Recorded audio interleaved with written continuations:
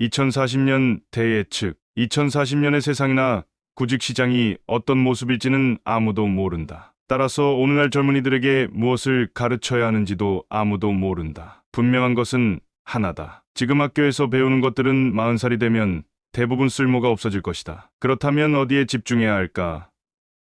내가 해줄 수 있는 조언은 개인의 회복력과 감성 지능에 힘쓰라는 것이다. 전통적으로 삶은 두 가지 주요 부분으로 나뉜다. 학습기와 그 뒤를 잇는 노동기다. 첫 번째 시기에 인간은 안정적인 자기 정체성을 확립한다. 동시에 개인적인 지식과 일하는 기술도 습득한다. 두 번째 시기에는 확립한 정체성과 기술을 통해 세상을 헤쳐나가고 생계를 유지하고 사회에 기여한다. 2040년이 되면 이러한 모델이 쓸모 없어질 것이다. 따라서 평생 동안 배움을 계속하고 끊임없이 자신을 쇄신하는 방법밖에 없다. 2040년의 세상은 오늘날과 완전히 다르고 극도로 정신없는 세상일 것이다. 변화 속도가 더 빨라질 가능성이 높다. 그러므로 지속적으로 배우고 혁신하는 능력이 요구된다. 60살의 나이에도 말이다. 하지만 변화에는 스트레스가 따른다. 특정 나이가 되면서부터는 대부분의 사람이 변화를 좋아하지 않는다. 16살 때는 조건 실컷 삶 전체가 변하다. 몸도 변하고 마음도 변하고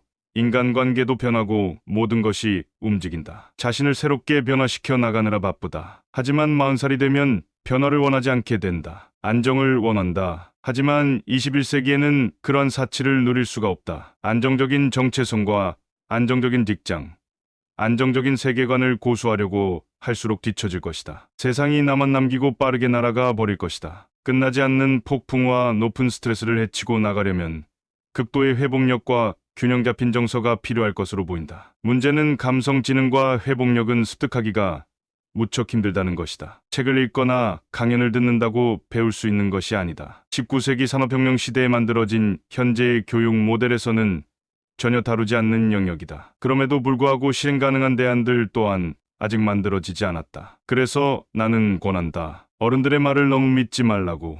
과거에는 어른들을 믿는 것이 안전했다. 그들이 세상에 대해 잘 알았고 세상도 느리게 변했으니까. 하지만 21세기는 다를 것이다. 경제와 정치, 인간관계에 대한 어른들의 지식이 시대를 앞서가지 못할 것이다. 마찬가지로 테크놀로지도 너무 믿지 마라. 기술이 인간을 받들게 만들어야지 인간이 기술을 받들면 안 된다. 조심하지 않으면 기술이 인간의 목적을 대신 지정하고 노예로 만들 수 있다. 따라서 자신에 대해 잘 알아야 하는 수밖에 없다. 자신이 누구이고 어떤 삶을 원하는지 알아야 한다. 고대로부터 내려오는 조언이 있다. 너 자신을 알라. 21세기만큼 이 질문이 절박함을 가지는 때도 없다. 경쟁이 너무 치열하기 때문이다. 구글, 페이스북, 아마존 정부 모두가 빅데이터와 인공지능에 바탕한 기계학습을 통해 사람들에 대해 조금이라도 더 하려고 한다. 컴퓨터를 해킹하는 시대가 아니라 인간을 해킹하는 시대에 살고 있는 것이다. 기업과 정부가 우리 자신에 대해 잘 알게 되면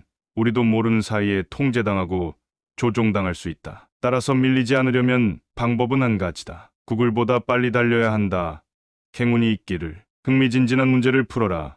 인생에 대해 곰곰이 생각해보면 대부분의 사람들은 다양한 카드를 가지고 다양한 테이블을 돌아다니기보다는 이미 갖고 있는 카드로만 게임을 하면서 거의 모든 시간을 보낸다. 탁월한 삶을 살려면 내 카드를 끊임없이 의심해야 한다. 타인의 카드는 바꿀 수 없지만 내 카드는 바꿀 수 있다. 다시 말해 다른 사람을 바꾸려고 골몰하지 말고 내 자신이 먼저 기꺼이 바뀔 채비가 되어 있어야 한다는 뜻이다. 나는 이 채비를 하는데 30살을 모두 보냈다. 누구나 성공할 가능성을 갖고 있다. 누구나 자신이 생각하는 것보다 더 큰 힘을 갖고 있기 때문이다. 아울러 누구나 실패할 가능성 또한 갖고 있다. 그 힘을 갖고 뭘 할지를 모르기 때문이다. 진심으로 말하건대 젊은 날에는 타인을 이끄는 방법과 흥미로운 문제를 푸는 방법을 체득해야 한다. 이 지구상에는 적은 돈을 받고도 기꺼이 순종하면서 더 열심히 일하려는 사람들이 너무나 많다. 따라서 당신이 경쟁자들보다 더 순종하는 건 불가능하다. 당신이 그런 경쟁자들을 따돌릴 수 있는 유일한 길은 리더십과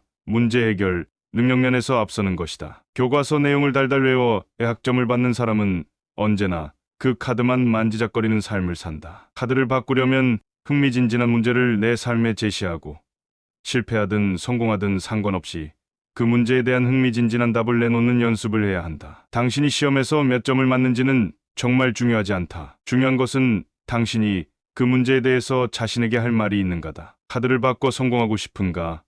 하루에 하나씩 흥미진진한 문제를 풀어라. 머릿속 잡념을 밀어내라. 물론 기회가 주어지면 남들보다 더 출중한 모습을 보여줄 수 있다. 하지만 젊은 시절에는 그런 기회를 얻기가 정말 어렵다. 그래서 밤새 술을 마시고 주정을 부리고 반항하지만 상황은 변하지 않는다. 내가 젊을 때 그랬고 내 아버지와 할아버지가 젊을 때도 그랬다. 예나 지금이나 젊은이는 별로 환영받지 못한다. 그럼에도 언제나 변함없는 또 하나의 사실은 끈기 있게 기다리면 기회가 온다는 것이다. 문제는 그 기회가 자신에게 왔는지를 잘 알아채지 못한다는 것이다. 무서운 인내로 기다리면서 찾아온 기회를 놓치지 않으려면 매일 머릿속에서 잡념을 밀어내야 한다. 목표에 이르는데 도사린 모든 장애물을 거부해야 한다. 절대 쉽지 않지만 기회를 움켜쥐는 방법은 이것 하나다. 인생은 바람처럼 사라진다. 인생은 당신이 생각하는 것보다 빨리 진행된다. 우리는 늘 타인들에게 깊은 인상을 주는 삶을 살고 싶다는 유혹을 가진다 하지만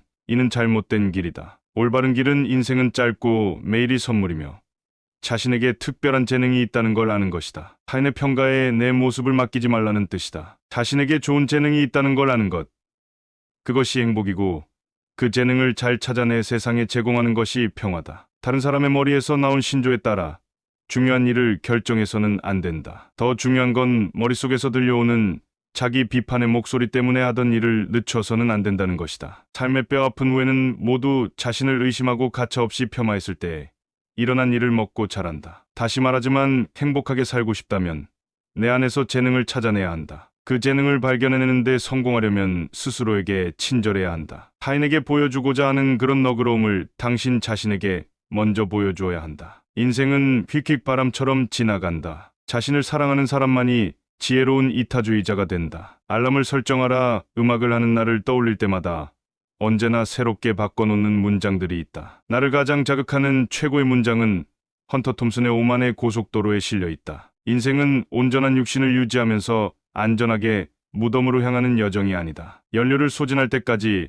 질주하다가 뿌연 연기를 내뿜으며 아슬아슬하게 멈춰 선 후 이렇게 소리치는 것이어야 한다. 와, 정말 끝내주는 여행이었어. 나는 매년 헌터 톰슨의 생일에 알람을 설정해 놓는다. 알람이 울리면 위에 문장들을 큰 소리로 읽고 가슴을 활짝 편 채 눈을 감고 음미한다. 그러면 경이로운 에너지가 나를 점점 채운다. 멋지게 한 방 얻어맞은 채 전율하며 비틀거린다. 이런 의식을 당신에게도 강력히 권유한다. 읽을 때마다 당신의 삶을 움직이게 하는 문장들이나 명언이 있다면 특별한 날에 반복 알람을 설정해 놓고 주기적으로 당신 삶에 초대하라. 당신의 삶, 그리고 당신의 삶을 대하는 태도가 많이 달라질 것이다. 이와 함께 아침 일기장에 차곡차곡 좋은 글들을 쌓도록 하라. 지혜가 필요할 때마다 살펴볼 수 있는 다이어리를 갖고 있는 건 큰 행운이다. 그런 행운 속에서 어느 날 문득 생각지도 못한 알람이 울리며 당신 삶을 방문하는 글들을 맞이하면 당신은 이렇게 외칠 것이다. 와, 끝내주는 걸. 보는 법을 배워라. 책 읽기가 정말 싫은가? 그럼 읽지 마라. 읽지 않고도 지혜를 얻을 수 있는 방법을 모색하라. 중요한 건 죄책감을 갖지 말라는 거다. 죄책감은 책 읽기의 대안을 찾아내는 걸 방해한다. 30살에는 무엇이든 좋다. 보는 법을 배워라. 자신에게 맞는 리듬이 있다. 그러니 자신의 리듬에 맞는 방법을 찾아보라. 책이 아니라 음악이나 미술에서 독서보다 더 좋은 효과를 얻을 수도 있다. 다시 강조하지만 자신이 하지 못한 것에 대해 어떤 경우에도 자책하지 마라. 죄책감과 자책은 회피와 도피에만 삶을 열중시킨다. 오늘 밤엔 내 침대에서 잘 수 있다. 나는 정말 힘들 때마다 다음의 문장을 속으로 3번 외친다. 오늘 밤엔 내 침대에서 잘 수 있다.